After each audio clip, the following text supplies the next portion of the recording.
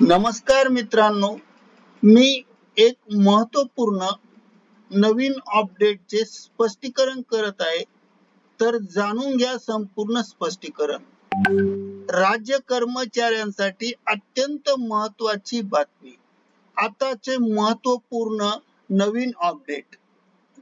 या संदर्भामध्ये बातमीचे टायटल आहे, राज्य सरकारी व निमसरकारी कर्मचाऱ्यांसाठी अत्यंत महत्त्वपूर्ण अपडेटसह ब्रेकिंग न्यूज जाणून घ्या सविस्तर.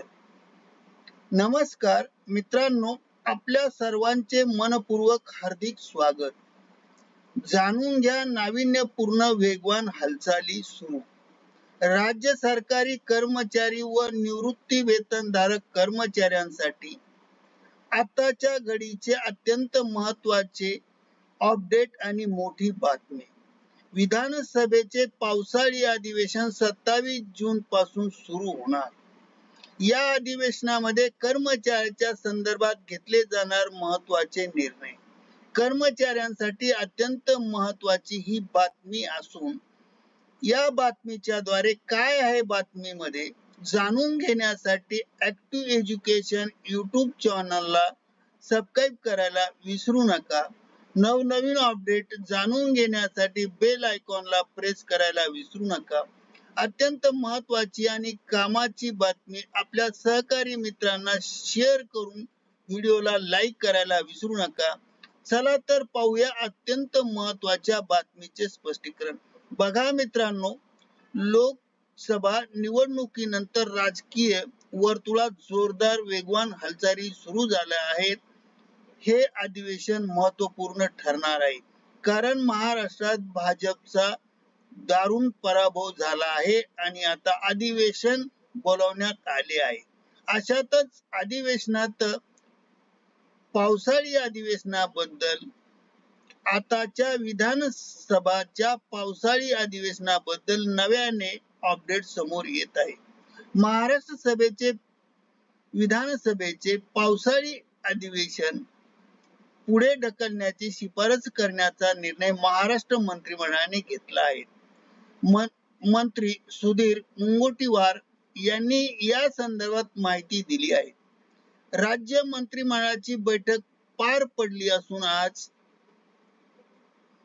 27 जून 2024 पासून पावसाळी अधिवेशन सुरू करण्याची मंत्रिमंडळाची शिफारस राज्यपालाकडे पाठवण्यात येणार आहे, अशी माहिती आहे. या बैठकीला उपमुख्यमंत्री देवेंद्र फडणवीस व्हिडिओ कॉन्फरन्सद्वारे उपस्थित होते. बघा मित्रांनो, 27 जून 2024 आता पावसाळी अधिवेशन सुरू होणार.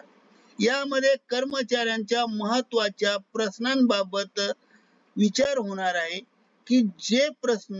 जो महत्त्वपूर्ण प्रश्न आहे, जुनी पेन्शन योजना मार्गी लावण्याची शक्यता वर्तवली जात आहे. कर्मचारी संघटनेने त्यासाठी फार मोठ्या प्रमाणात आग्रही धरला आहे. सोबत कर्मचाऱ्यांचा दुसरा महत्त्वाचा प्रश्न म्हणजे केंद्र सरकारच्या धर्तीवर सेवानिवृत्तीचे वय 60 करण्याबाबत. या प्रश्नावर सुद्धा काय निर्णय होतो हे पाहणे आवश्यक ठरणार आहे. पावसाळी अधिवेशनाच्या सुरुवातीलाच महागाई भत्ता 50% वर करण्यात यावा, जेणेकरून कर्मचाऱ्यांना या महागाईच्या काळात दिलासा मिळेल. बघा मित्रांनो, आता महाराष्ट्र सरकार या वरती काय निर्णय घेतील ते या पावसाळी अधिवेशनात मंजूर करण्यात येईल, असे सरकारी सूत्राकडून वर्तवले जात आहे. तर बघूया काय होते या अधिवेशनात. निश्चित काय ठरते हे आपणास लवकरच समजून येईल.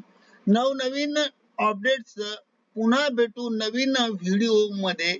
तोपर्यंत निवांत राहा, काळजी करू नका. आपला दिवस आनंदाचा जावो, ईश्वर चरणी प्रार्थना करून व्हिडिओला पूर्ण विराम देतो. See you again next video. Don't worry about it.